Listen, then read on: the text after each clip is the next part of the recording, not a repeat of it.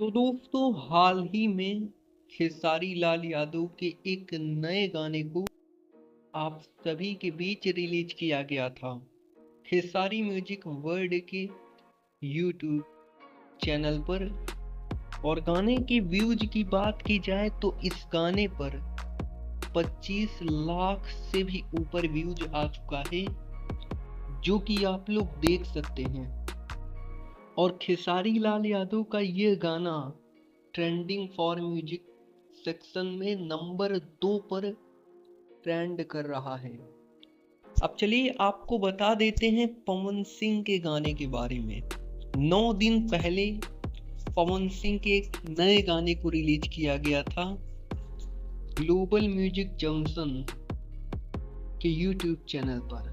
जी हाँ दोस्तों, पवन सिंह के इस गाने को ग्लोबल म्यूजिक जंक्शन के यूट्यूब चैनल पर रिलीज किया गया था।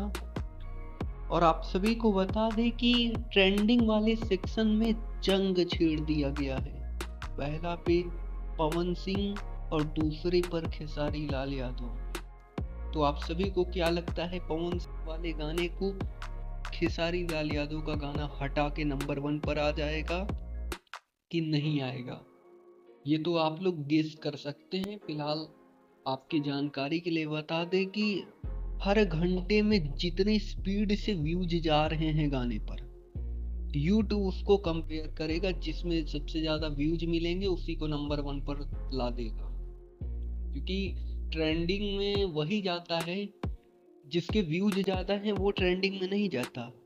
ट्रेंडिंग में वो जाता है जिसके एक घंटे में, हर एक घंटे में कितने स्पीड से व्यूज मिल रहे हैं।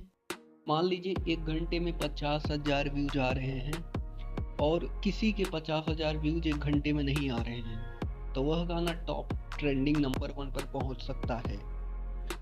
और जरूरी नहीं है कि हर चैनल ट्रेंडिंग में रैंक करे, बट कोई कोई सा चैनल रैंक करने लगता है।